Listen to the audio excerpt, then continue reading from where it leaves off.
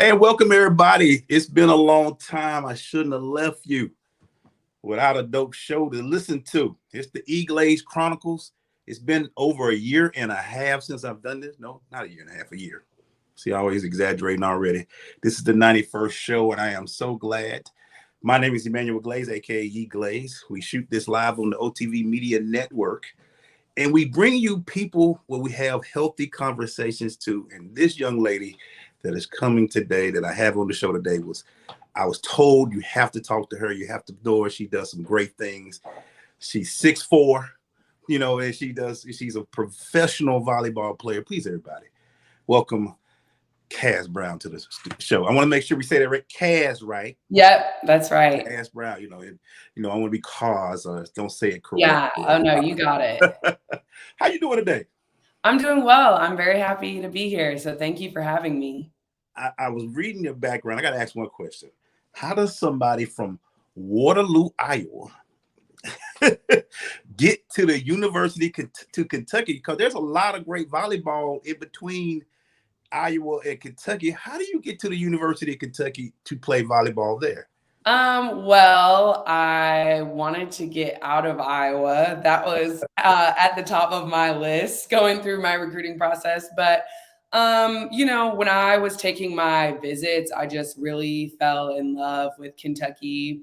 The coaching staff was great. They had great facilities. They were a consistent program, but a growing program, which is something I really wanted to be a part of.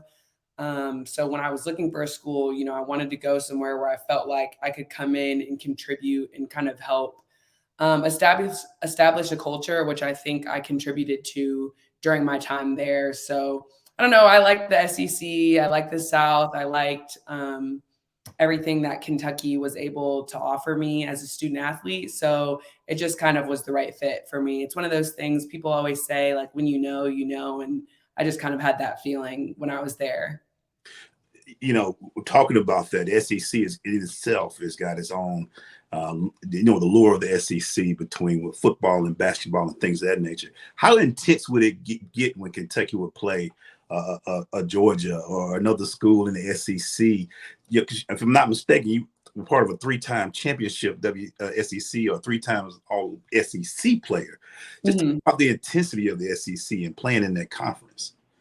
I think it's no secret to anybody who pays attention to sports that the SEC is a very competitive conference. Fans of all SEC schools take their sports very, very seriously. Yes. So, it's something that's very special to be a part of, all the rivalries within the SEC and just kind of watching the conference grow in all sports over the years has been really special. So there's definitely some tense rivalries, but it's something that's really special to be a part of. That's one of my favorite parts about sports is, that competitive energy that brings out the best in people. So you can definitely see a lot of that in SEC across the board. It's funny when we talk SEC, we always talk about from a football perspective. That's everybody else. But I just want to talk about the Kentucky women athletics that's been going on just this year alone. We talk about Atlanta Dream and Ryan Howard being drafted first. But let's go to the World Championships, and we saw Abby Steiner, Sydney McLaughlin. We saw those two, even though Sydney was there a year, she still decided to go to Kentucky for her first year, won a national championship there. But just talk about what women's sports and how the women's sports in the University of Kentucky is putting out some great names right now.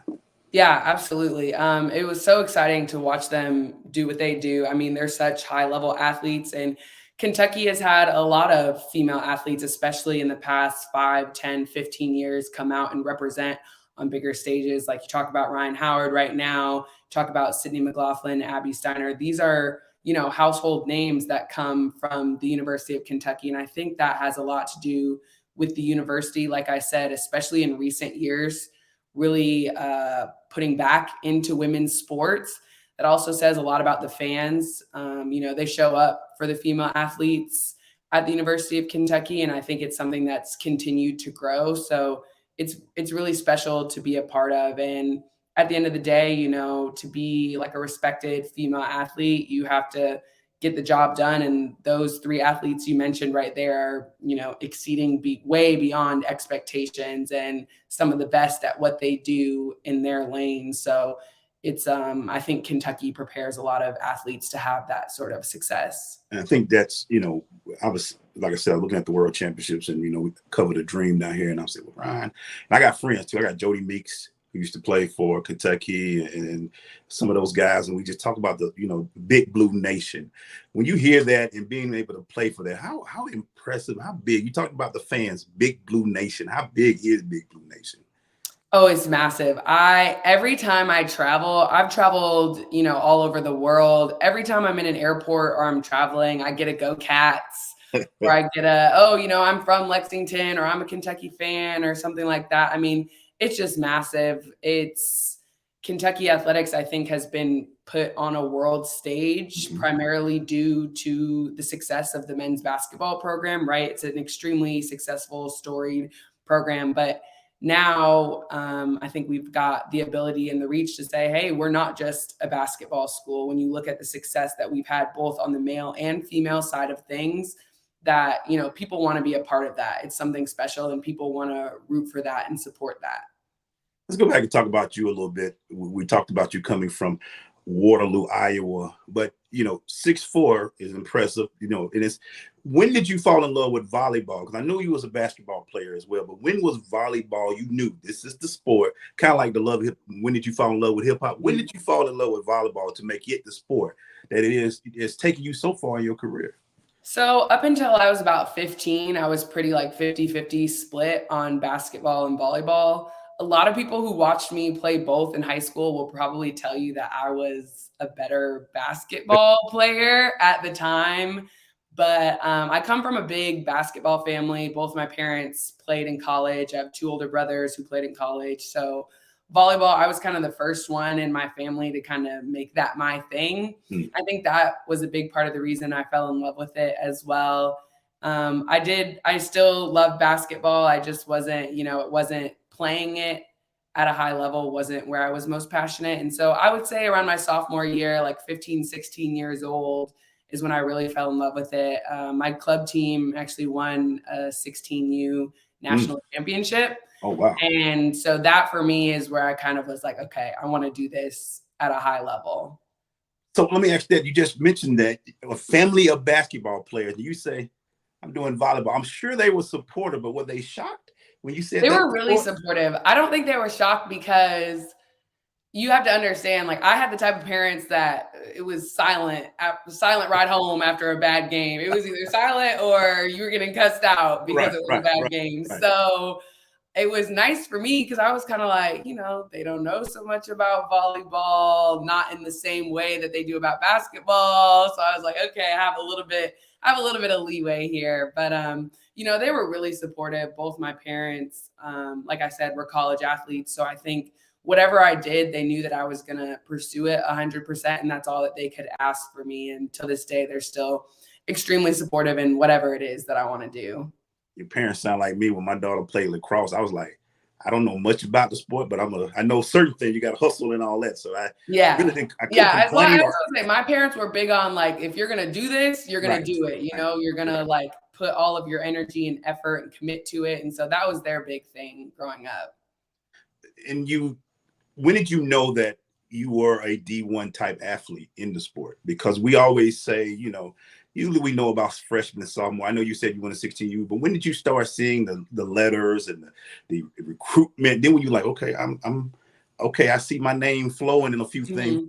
Was it around that time, 15, 16, when you realized? I think I got my first letter when I was like 14. I played 3 varsity sports as a freshman. So I had just a lot more exposure earlier. And like I said, the club volleyball team that I played for was known for, putting out some Division I recruits. So when those things started happening for me, that's when I realized, that's when it really clicked for me. When I start, going to the big qualifiers and there's hundreds of teams and, you're playing against players from all over the country.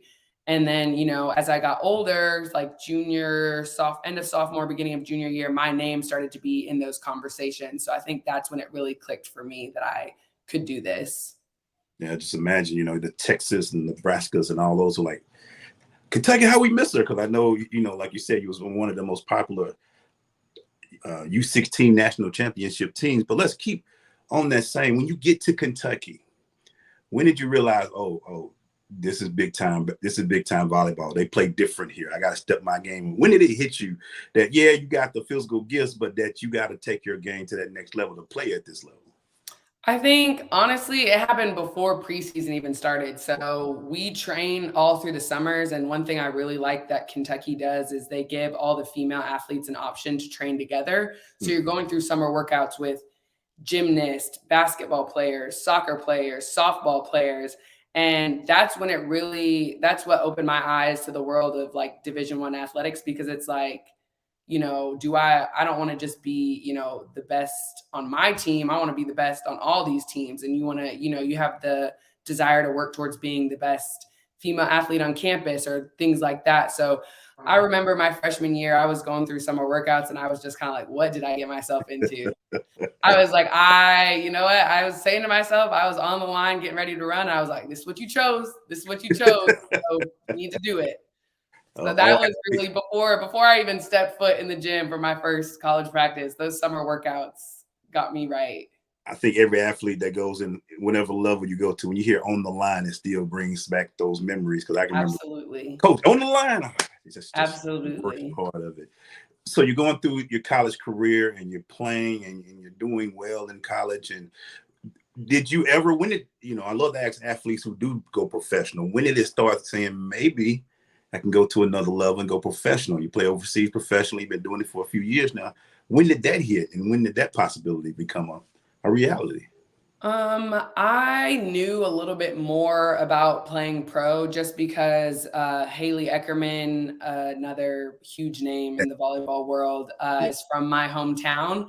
And wow. So she was a couple years older than me. So I got to see her, start her pro career while I was still in college. And so she became a great resource for me. I mean, her and I are like family. So she became a great resource for me when I did, when I was finishing my college career. Okay, is this something I want to do? What are the ins and outs of this? How do you go about this logistically? So I have to credit her a lot. Through all of my volleyball career, but especially when I was getting ready to transition into my pro career, she was a great resource for me to have because, when someone's done it themselves and had that level of success, you can trust that they're going to, be straight up with you. So she was someone that really aided me in that process. That's awesome because, it's always good to have somebody you can set sights to and it's okay. I see she doing it and kind of can learn from her. Right. What has the game? I won't say what did the game, but what has the game of volleyball taught you? It's taught me a lot. I think it's taught me a lot just about discipline. It's taught me a lot about working with others. It's taught me a lot about confidence and not just like the external confidence, but just confidence within yourself and within the people around you. A lot about trust. When you play a team sport, you have to trust yourself. You have to trust others. You have to believe that other people are going to trust you to get your job done. So, I could go on and on and on, but there's so many skills that I've learned throughout my volleyball career that have translated into my personal and professional life. So I'm really forever indebted to the game of volleyball, honestly. So explain to us, because back in the PE days, blocking wasn't the greatest thing, but that ball be coming with some force. What is the mindset when you're going up? Is it like, I'm about to stuff this back in your face, or just, being a little careful because they come down pretty hard with those, the blocking? What's the mindset to block a volleyball shot? It's kind of like the same as blocking a shot, I would say. I'm like a very defensive minded player. I think a lot of that comes from my background in basketball. So I think, I just want to go up with the same sort of like force that I would if I was on the attacking end, because, I like to score points on defense. I think it's a big momentum builder, especially in the game of volleyball. Is like when you get a huge stuff block, I think that can do a lot for your team's energy and momentum. So that's my mindset. Like I said, I like to score points on defense if I want to stop the other team's best player, best attacker. So that's always my mindset as a blocker. It's always like when you watch it, watching the game and just to see that somebody bringing force in the ball just stops. I'm like, wow. That's pretty impressive. Striking or blocking, which one? I'd say blocking. I don't know. I love getting like a huge block or like a game-winning block. So that's blocking for me. And you're still, just the post career is your career is, I won't say post career, the additional career. Yeah. You're coaching the game now, and also you're using your communication degree. I saw the Jamal Murray, I saw the fam, I saw the Yeah. Kentucky fam. I wanted to question him about some of his top five, but that's neither here nor there. There's some other greats that he left out, but we're gonna let that go. There's too many to choose from. I know y'all It's have an a lot impossible question. That's why you have to ask it. That It's was an impossible question. So I was like, oh, what about Mashburn? I was going through them in my head like the guys, but just to be now in going into that phase, what made you want to get in communications and get into this media world? Honestly, for a long time, I think ever since I was little, I kind of was drawn to like on air. Like I liked, like talk shows or long form interviews or sports broadcasting. I always kind of gravitated towards that. And then as I got older and started trying it, exploring it a little bit, I like to be on both sides of it, I guess I would say. So like, the side where I'm playing and competing, but also the side where I'm storytelling it and I am part of the media. I think, my goal is I want to maybe bridge that gap per se, because I think sometimes there is that gap between the media and the players. And I like the human side of sports and athletes. I like the storytelling aspect of it. I like to sit down with an athlete and talk to them about their sport, of course, but also just, them as a person. I think sometimes high level athletes, it can get lost, their personality or their personal life or, what makes them just a regular human being. So that's what draws me in about it. And it's really the thing that I've found that I have the same sort of like passion or excitement for that I do as volleyball. So that's why it's something, I've wanted to pursue for a long time. And also, Justin, I know you do some coaching as well. How about giving back and teaching the game that you love to the youngsters? I know that's a great feeling. I've been able to do it for years. It feels great to teach, but being able to, a sport that you love, to give back and teach the young ones about, how does that make you? It's so important. It's so important. I mean, I had so many people as I was growing up and as I was starting my playing career who poured back into me. So it's only right that I do the same for the next generation. Volleyball is growing so rapidly. So it's really important for me to be visible, I think is something that I, try to emphasize is like being visible, being reachable. I want kids to be able to, ask questions or take pictures or come to camps that I'm working, because so many people did that for me. And so it's only right that I, where I can, I contribute in those same ways, because I want to leave the game better than I found it. Basically there were so many people who pioneered things along the way for me. And so while I'm still playing, I want to keep contributing in that sense. So then that day I do step away from it, I can say, I think I help make the volleyball world a better place, a more inclusive place, And we know in just Atlanta alone, it's a very hot sport, a lot of things going on. So this is a perfect time. I got to ask you this, though. I was looking at your profile, and I think we have a player that we both like in common. You're LeBron James, super fan. I love LeBron. I'm a huge LeBron fan. Where he goes, I go. I'm a Bron fan through and through. I was just watching today. He had both his sons out there playing together for the first time. So, cause I do another show, The Crush, and me and my partner, and we go back and forth on this LeBron. I'm a big LeBron fan. But what can you learn? What have you learned from a LeBron who's 37 years old, 38, his birthday, and still being able to play at a high level? What can you learn from a guy like that? I just think longevity. I mean, when you think of Bron, to just do what he's done at such a high level over such a large span of time, I mean, it's so impressive. We've really not seen anything like it. I think he came into our world as like a 16, 17-year-old kid, and all these expectations and all this pressure placed on him, and he's kind of exceeded all of those goals. So, I mean, I think you can take a lot from him from an athlete perspective, the way that he puts into his body, the way he takes care of himself. No one is able to play like that for so long without taking care of themselves. Obviously, he's got unlimited resources when it comes to that, but I think it's something that a lot of athletes can take note from. And I mean, I just like his tenacity. I like his intensity. He's confident. I love that about him. And I think that, he makes everyone around him better. And I think, that's when it comes to being a leader, that's really important. I always tell people what draws me to him is that he takes everything as a business. The LeBron James brand, just not the player himself, but the brand matters. And it's been shown. And of course, big fan of his philanthropy as well, just the things he does off the court. So we have that in common. I'm a big LeBron fan as well. But I want to just wrap it up with you. Thank you so much for coming on and being my first guest after a year.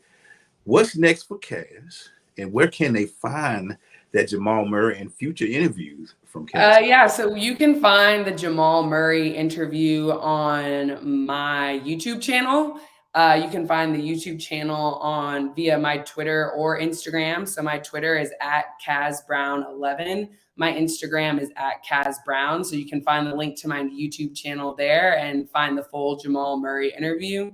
And as of what's next for me right now, still playing, still on the court, and then, still hoping for more on-camera opportunities as well. I really want to be, like I said, I want to be a part of the game on both sides, the playing side and the media side. So now is the time I'm trying to, make that transition into doing both. Well, I'm telling it now. I've been around a lot of ladies in this is the next face, y'all, right here of broadcasting. She's going to blow it up. When you see her in person, we're going to be doing some work in the next few weeks. You're going to be like, man, who's that short lady besides a short dude by Kaz? That's going to be me. That's going to be the 5'9" guy. But just talk about real quick. I want to talk about overseas playing and how big volleyball is overseas and play professionally over there. How big is it over there? It's huge. It's huge all throughout Europe and Asia, especially. That experience helped me grow a lot. And I think, without those overseas leagues, we wouldn't see the creation of these leagues, professional leagues that we now have, volleyball leagues within the US. So a lot of players for a long time, their only option to play professionally post-collegiate was going overseas. And, a lot of players have had a lot of success there because it is so popular and they do take a lot of pride in it there. And I think that's really helped, catapult these US leagues now. So it's volleyball, like I said, over there, it's huge. And it's so important to help grow the game on a global level. I mean, when you talk about the Olympics or, and anything that's on a world stage. So I think a lot of us US players have to give a lot of credit to that time spent overseas, just because we've felt a lot of support over there for sure. It's awesome. And we're going to continue. I know the sport. I have a lot of dads that are talking about the league that they're in the high school. So I know the sport is growing here as well. Thank you so much, Kaz. We look forward to seeing you doing great things out there, both on the court and off the court as well. So keep up the good work, and look forward to seeing more of you. All right. Thank you so much for having me. And thank you guys for watching us. It's going to be on the YouTube, Twitter. You can if you watch the replay, because Kaz, big name right now. We'll check you again. I got more guests coming, and you might see Kaz working with me very soon on a few things. So y'all have a great day. Talk to you later.